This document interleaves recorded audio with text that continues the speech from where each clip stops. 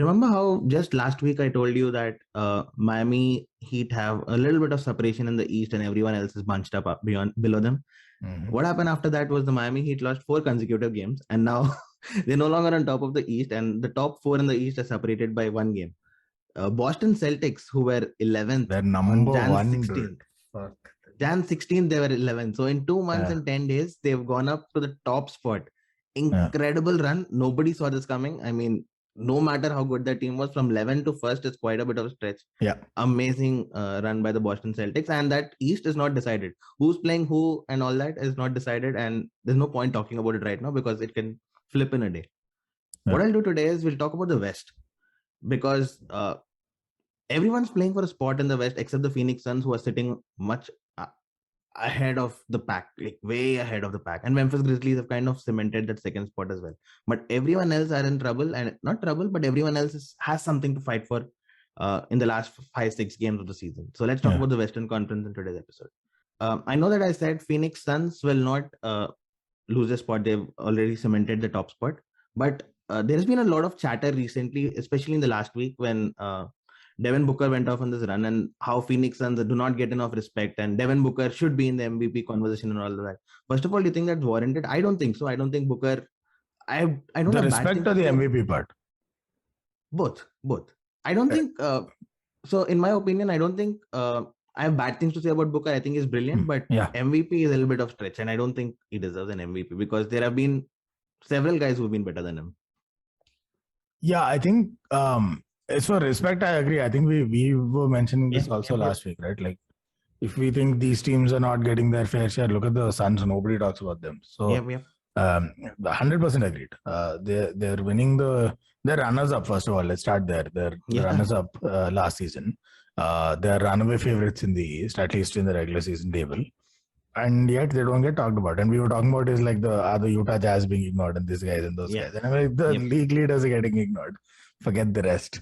But Devin Booker MVP is just nonsense. I mean, stop it. It's just now it's just populism. Now you're just playing to the crowds because and it is a valid argument for me. But if Giannis being the scoring champion or right there, he probably miss by a hair's breadth if he misses, and a runaway favorite for DPOY this season, how is he not an MVP contender? If that's a fair question, then my question is, how is a guy who's not even an all-out, for sure, guaranteed all-star or an all-star starter, how is he in the MVP conversation? Like Booker needs somebody to go out for him to get into the all-star conversation. Very rare that he actually considers himself a good shot at getting in. It doesn't add up to me. I don't think there's nothing. What is Booker doing today that is better than Giannis for the Bucks? Both ends of the court. Why do we only look at it's just like we've assumed that there are attacking players and then there are two-way players. And we give two-way players credit for being two-way players. But the way I understand it, it's basketball. It's played at both ends of the court. Now you can forgive a Steph or a Booker or whatever for not being amazing defenders because they're outstanding at offense. You can live with that. So then it's true for defensive players who contribute precious little on the other end. But that doesn't mean just because you've accepted that they perform one end of the floor, that you just take that and compare them to MVPs who are actually killing at both ends of the floor. Like Giannis is the best at both ends of the floor. That's the benchmark. What is Booker doing better than Giannis? Absolutely nothing. So then you're not buying it. No way. I think the argument that is being made is he's the best player on the best team in the league. So does he deserve an MVP shot? I don't think so. I think it still is the most valuable player. It's not the best team. So I don't think Booker deserves it. NBA consideration, of course. Yeah, no. Who topped the West last season? Who topped the West last season? Where's the MVP talk? Was Donovan Mitchell in the MVP conversation? Well, Rudy Gobert got the DPOY if you look at it that way. But no, but this is not a DPOY. DPOY, there's no league position argument, right? You're looking at if this is the MVP logic, where was Donovan Mitchell last season? Why was he not considered? Or Conley or whoever the hell you think is the best player on the team, Bogdanovich for all I care. Where was he in the? It's just nonsense. It's a couple of prominent channels just decide there's a distinct lack of narrative. We've got to try something new. We're tired of can LeBron make it happen this season, so let's just pick up something new, and then they just insert Devin Booker's name into the conversation. It's nonsense. He's an amazing player. I love Devin Booker. He's not an MVP candidate. Do you think he's first team All NBA though this season? Over Steph, Ja Morant, Trae Young. These are the guards I can think of. You have 2 guard spots, right? You've got exactly. Trae Young, who leads the league in points and assists. The only drawback is league position, which okay, let's say that's Makes a legit sense. drawback. Mm-hmm. Sure. Mm-hmm. Has Devin Booker been better than Steph Curry this season? I don't think he has. Okay. I don't think he has. But okay, you could make the argument. Yeah, Steph has missed few games now, so yeah, in the most important stretch. So maybe he has a shot now that I think about it. I think Ja Morant definitely deserves to make that cut, even if not MVP. I think MVP is way too much of a stretch, but he can make that cut. So you got 1 guard locked up. Yep. Then you have, depending on, I would imagine the league considers Luka a guard. So you're now looking at Luka versus Devin Booker versus Trae Young and whoever else is in contention. So yeah, maybe he has a shot at All NBA first team. Sure. Yeah. Okay. So that's the Phoenix Suns. The second spot and the third spot, Grizzlies and the Warriors. Now that kind of seems cemented. Warriors not yet. Grizzlies have made this fairy tale run without Ja Morant. 17-2 without their best player. I've not seen anything like this where your MVP contender, like we just talking about, or All NBA contender Ja Morant goes out of the team, and the remaining 5 guys make such a big run. 17-2. Wow, that's insane. Like insane. Now, we've spoken about this several times this season, but has your ceiling for the Memphis Grizzlies changed? Do you think they can make beyond 1 round, 2 rounds of the conference? In the conference, can they go to the Western Finals? Yeah, first of all, Coach of the Year contender, along with Boston. I think Memphis Grizzlies definitely have a shot at Coach of the Year. Your voice got cut off. Blah blah blah. You, not me. You. I can hear you now. Yeah, so my output was always working. Internet is unstable. Okay. I'll repeat 5 seconds. Yeah. So first of all, Coach of the Year contender. I think Memphis and Boston both have a shot at getting their coaches recognized. Coach of the Year contender, definitely in that discussion. Now, my ceiling for the Grizzlies, first of all, I never really had a proper ceiling for the Grizzlies because my whole point was, what do I base this off of? They've never been in the playoffs, and I always will. I do not bet in favor of anyone who's a first-time playoff team unless it's something spectacular. What I'm seeing from Memphis is amazing. It's still not blowing my mind. It's not like, oh my God, I've never seen this from any team ever before or any such rookie ever before. We saw similar stuff from Luka. We saw stuff from Trae. League number 2 is a pretty cool achievement. But as we're seeing now, the squad has just as much to do with it as Ja Morant. So then it's not one special talent alone. I think they have a great squad. I think with the West, it's just the only thing is, you'd hold them good for a series for sure, the Grizzlies. If they're finishing second in the league, it would be disrespectful to say they'll go out in the first round. But the way the West is shaping up, there are teams that you simply can't count out, like the Lakers, where if AD is back, if LeBron's playing, are they good for a series against the Grizzlies? I think they are. So there's that conundrum. And with the Clippers now, there's talk of Paul George coming back. I wouldn't be as worried about the Clippers as I would be about the Lakers if they somehow get everyone fit. Simply because the Clippers are actually a great squad now. It would be a disruption to bring in players, right? Versus the Lakers is just garbage right now. So anything is an improvement from here.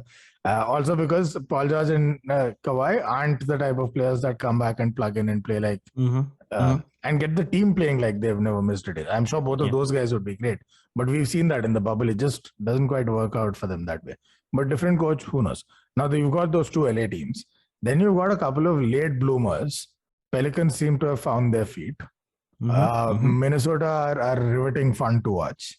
And they've got so much offense. So if Grizzlies face the Timberwolves, I don't know. That's quite the matchup.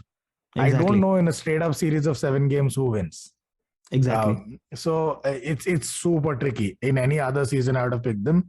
But because of the fact that the play-ins have all these teams that are suddenly so strong, like I would pick the T-Wolves to knock out a couple of the other teams also on their day, right? So it's a little tricky. That combined with the fact that we've never really seen Memphis flex in the playoffs. We don't know what they're capable of. It's an unknown entity for me. It's not that my glass ceiling shifts.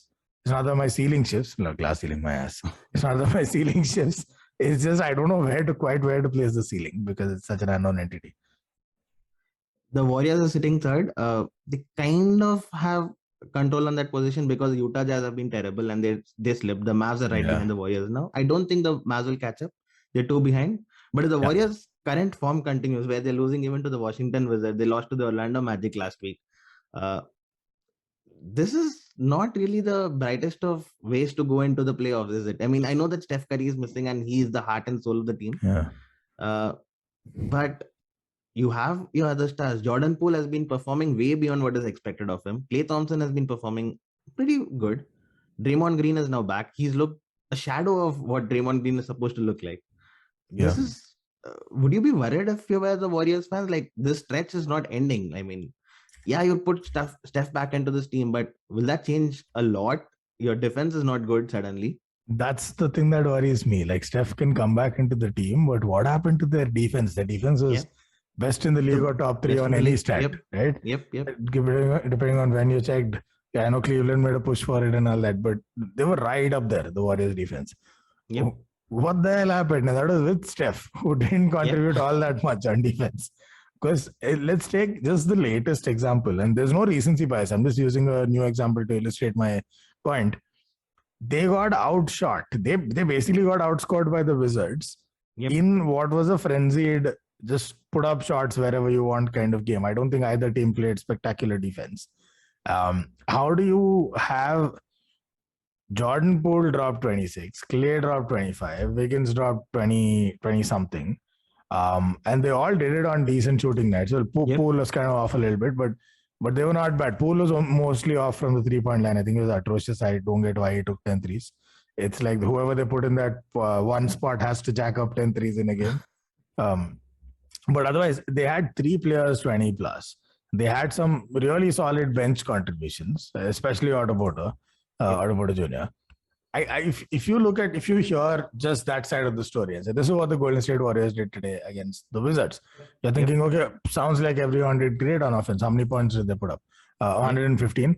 But okay, so they won like 105, 108, something like that. 109 must have been a little close because they chilled off in the fourth quarter. No, they scored 115. They let them score 123. Who the fuck in the Wizards scored 123? Corey Kispert. Yeah, so they had Klay, Jordan Poole, and Wiggins all scored 20, 25-ish. Guess what? The Wizards had KCP, they had Porzingis, and they had Kispert. Kispert scored 20-something, and that's how they matched them. And then they had some great stuff off their own bench with Avdia, and they were a pretty high-energy bench, the Wizards. So they kind of put that to good use. In all this, the Warriors have dropped and continue to drop. I just don't get where their defensive mojo has gone. With the offense, I'm not worried. You get Steph Curry back, you light it up. I am not worried. It's the defense that bothers me because that's going to get exposed more and more in the playoffs, and it's very puzzling.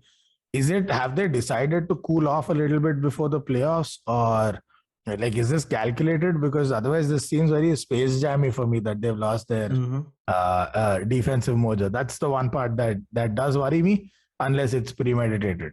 I'm kind of like in that situation with the Oscars today, where I don't know if the Will Smith slap was scripted or not, but if it wasn't scripted, that's a little troublesome. That's all I'm saying. It is. I don't see the Warriors. I mean, against any of these top 6, right? They'll be in trouble if they play like this. I mean, I don't see them beating the Phoenix Suns for sure. I don't see them beating Grizzlies for sure. Mavs with Luka in that form, I don't see them beating the Mavs for sure. Nuggets, you never know with Jokic. It's difficult. Timberwolves have troubled Warriors in the past, especially with Karl Anthony Towns being their go-to guy and the size that he brings. They don't have an answer for that. Draymond Green would have to be spectacular. Kevon Looney is not going to stop Karl Anthony Towns. So that is kind of worrying for me that you're not going to beat any of these teams on current form. Utah Jazz, you probably would beat because the Jazz are struggling themselves. And the Warriors can have answers for Jazz. But apart from that, it's scary that way. Yeah, especially given the start they had to the season. Both them and the Jazz, they're like, guys, what's going on? I mean, are you guys in it for the playoffs? Are you in the mood? Yeah, this is a temper tantrum. What's happening? The Jazz, I don't know what it is with the Jazz. Every year they seemingly get stronger, and it's like this is their year where they finally get over the playoff hump. And every year I have less and less confidence on the Jazz going into the playoffs. They topped the damn league, and I didn't believe in them last season. Yep. Or at least the West. I don't know. Did they top the league? I don't know. But Yes, West for sure. did. Okay. I still had no faith. Okay. I have no faith now, where they're in a slump. They're in 5th place. And this, mind you, they got leapfrogged by Dallas Mavericks that had Porzingis again out for most of the season, traded his ass in a random move mid-season. And they had already, prior to that, given up Seth Curry. All of these weapons and threes and rim protection and whatever else that Luka needs around him to make it work were gone. They got Josh Richardson somewhere in between, and then they sent him along his way forward. They had this trade that I think only I believed in sports media, which is generous on 2 counts. I'm assuming I know what everyone else thought in sports media, and I'm counting us in sports media. It's generous on 2 counts, but only and only I believe in the power of my Spencer Dinwiddie, and he's showing up. And they got upstaged by that. Now, This is an unstable team with a gamble trade. Even I didn't think Dinwiddie would fit in this quick, and they'd actually start churning out results. Right? So that's a surprise. And the Jazz got upstaged by that. Jazz have been building this for 10 years. This is like Microsoft had Skype for 30 fucking years. 30 fucking years. Pandemic came. You've been working for this all your damn life. In comes pop Zoom, and then you're done. That's it. Like Skype is deprecated. Skype is like that ugly stepchild nobody talks about. Even Microsoft is only pushing Teams now, and not Skype. It's kind of like that. Like, what the hell, Utah? The Mavs, incredible run. I mean, Luka Doncic, we knew he was this special. We knew that he was great. To make a run this season, I didn't see that coming. I know that Luka would put up numbers. He'll get you 30, 10, and 10 every game. And that won't surprise me. But the wins were not easy to get by. And I thought that would continue for the rest of the season. Now they're 2 games behind the Warriors. That's crazy. That's as crazy as a run. Okay, not as crazy, but that's all a mini Celtics run. Yeah, I would say that. Probably as crazy because Celtics did it with as stable. Like their squad is a bit like Utah Jazz's squad. The core has been there for a while now. They had a coaching change, but the core of the squad has been there for a while now, and they kind of found their feet and they got it done. But Dallas had no core to speak of. Like in the last 3 years, their squad has been all over the place, ravaged, ransacked, flipped upside down. The one other star they had, was largely unavailable for 2 years, and then they flipped him. And then they made this run largely on the basis of their one mercurial sub 25-year-old guy who's been carrying literally this franchise for 4 seasons now. So it's impressive in its own way. I don't even think he has what Ja Morant has around him. Yeah, I think they'll easily get home advantage going into the playoffs because the remaining schedule is easier than the Jazz. The Jazz play both the LA teams. They play the Warriors, they play Memphis and Phoenix out of their last 8. So 6 out of 8 are against these top teams. Wait, whoa. Did you put both LA teams in the count of top teams? Well, when I say top teams, it's not easy to beat them. Lakers, if given that they need to protect their 10th spot, they have something to play for. Yeah, they had a direct matchup against the team that pushed them to 10th spot.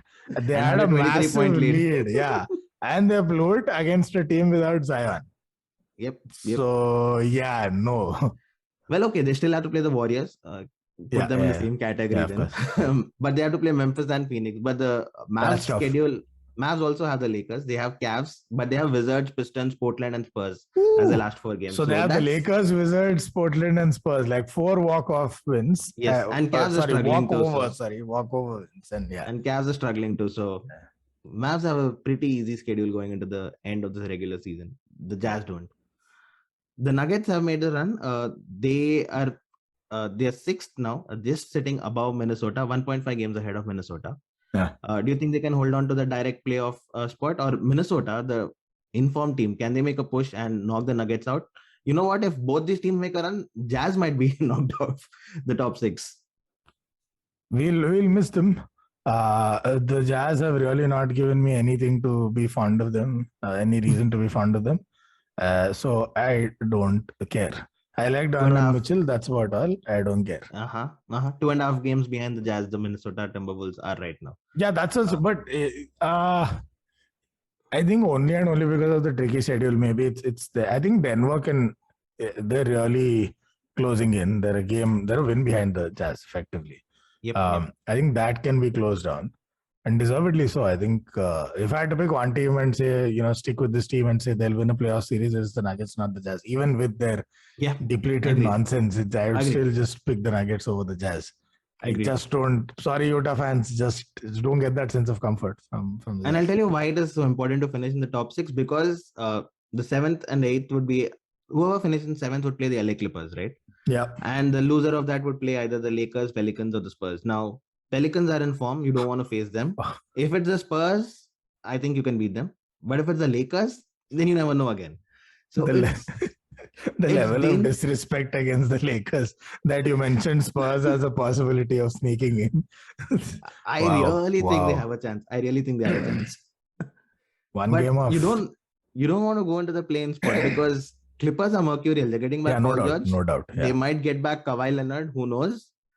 They might get back Norman Powell also now. But Ty Lue, they are a pain anyway. Because that's a coach with playoff experience and plenty of it. So you don't want to mess with the wrong team.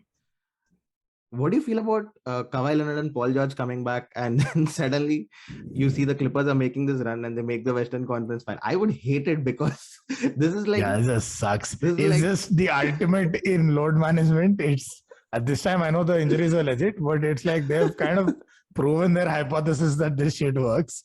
Yeah, regular season doesn't matter. I don't think it'll happen. This is what... I mean, the bubble was the best shot at making this happen. Maybe if they had a different coach, they could have made it happen. I don't know. But that was their best chance with all of that rest and all that. And they came back fully fit.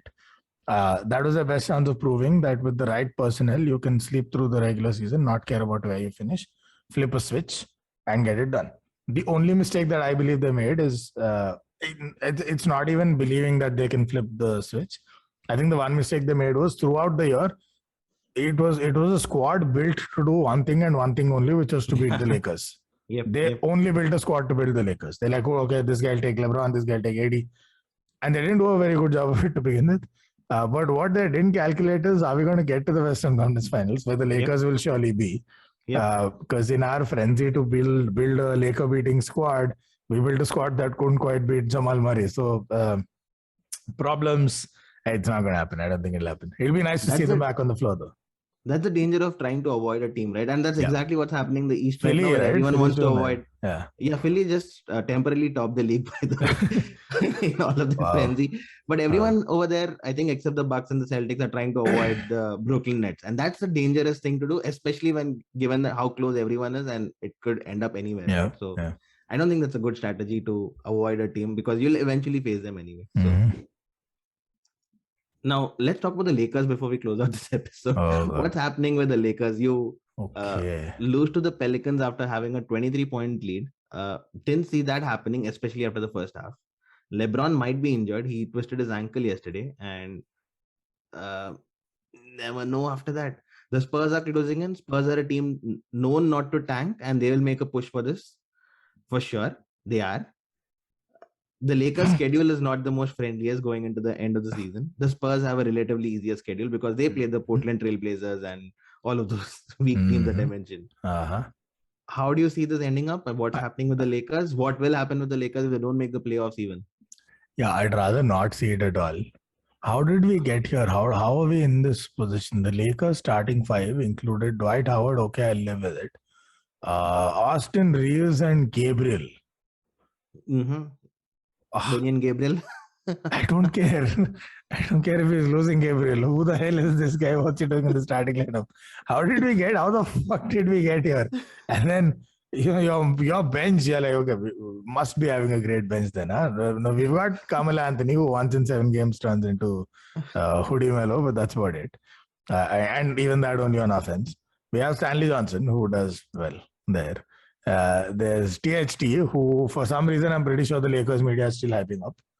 And then you got DJ Augustin, who should be playing down the street at one of those clubs, but he is playing on the court. What is happening? These are all fine young talents. I'm sure they'll develop into something someday, but that is not today. So what are we doing expecting them to rescue the team? You've got Westbrook, who's still getting paid, still playing. He is still giving you stuff like 18, 7, and 6, which for Russell, like fuck. Avdia gives the Wizards that off the bench. you're getting 45 million a year to change the fortunes of a franchise, and you do this. Halliburton does that, and Monish compares him to Michael Jordan or Magic, and you get 45 million to do this shit week in and week out. Stunningly against the Pelicans, he shot better than 50% from the floor, including 2 of 5 from the 3-point line, which is flat out phenomenal for him. But so what? So LeBron James had another slip disc inducing, back-breaking, team-carrying performance, 39-9-5. And he was shooting threes like he's Steph Curry. The game started with like 2 threes and a jumper from a layup from LeBron. Like the first 10 points were LeBron 2 threes and one that typical strongman just get out of the way, dash to the rim. He's doing everything he can. So clearly, apparently, that's not enough. 7 of 13 from 3, LeBron James. Imagine that. And then Westbrook puts up whatever. And then Malik Monk, who, for me, he's been the player of the season. You expect LeBron to do this. Malik Monk is the player of the season for the Lakers. 100%. What a fight. What a revelation. He's been outstanding. He's done the 3-bit. He's done the D-bit. He's done rebounds. He's giving them every now and then a few. Spectacular block. I remember that one. Yeah, man. And playmaking too. He's matching Westbrook on the assist tally. So this is the 3, right? Who had a half decent game. And that is it. End of story. Then you have Stanley Johnson, 19 minutes, 0 points on the board. Gabriel, 18 minutes, 4 points on the board. You've got a sum total of 0 from Austin Reeves, right? Who clearly is, I don't know, he's some sort of specialized rodman, except it's assists minus rebounds. They've got all these weird roles being handed out to talented young players, and they're expecting them to accelerate their learning by 5 years. This is a train wreck. The Lakers would do well to hold on to that 10th spot. Mm-hmm. They'll have to just go into the play-in games. There is still no word on. Is there word on Anthony Davis? Is he? Nope. Yeah, there's no word. So this is a train. This is a disaster this season. Let's just hang it up. Now it's so close to the play-in games that if they're still not talking about AD returning, there better be an update soon. Or if they're going into the play-ins without AD, I don't even know if they can get that done. 2 wins they've got to get back to back. I don't know if they can get that done. Let's take this hypothetical situation where AD comes back for the first game of the play-in, or the play-in rather. Yeah, it's not going to be enough. No, Yeah, I mean, even if they beat the Pelicans, I don't see them beating whoever finishes the winner of Clippers versus T-Wolves or Nuggets or whoever falls in that spot, right? So I think what it's setting up for is a very sad scenario where the Clippers actually end the Lakers season. That's a distinct possibility. I hope the T-Wolves don't let it come to that, or T-Wolves, or I don't know, the Utah Jazz slipped there. I hope they don't let it come to that. Can't have that happening, but there is a possibility it might. Against all odds, if Lakers get to the playoffs, watch out. But I think they're done. I think so too. That's really 4 years for LeBron now in this franchise. Last season was bad because they got knocked out by Phoenix Suns. Regardless of the injuries and whatnot, the fact remains that they got knocked out. Bye in the first round. That's the worst part. The first round, yeah. Bubble season, they won. Great. That's what he was here to do. The season before that, trash. Yeah. Didn't even make the playoffs. Didn't even make an attempt to make the playoffs. So, what's up with this LeBron hype? Like 4 years, he's done nothing. Is this guy 4 years, 1 title, and that's about it. I got the ring though. Can't really complain. Yeah. I don't know. Lots of interesting things to talk about in the offseason with the Lakers, but which might be next weekend, the offseason for the Lakers. Let's see. All right. So that was the Western Conference. We don't really need to talk about the Kings or the Rockets or whoever else is left. OKC. Did they accumulate any more picks? I don't know. Yeah, I don't know. But they're gone, right? But this is the greatest argument you can make in favor of the West being better than the East, more competitive. In the East, all 3 bottom teams are already eliminated. In the West, one of them is still mathematically in contention, the Kings. All right. So nice talking to you as always. I'll come back and talk tomorrow. But have a good day. Peace.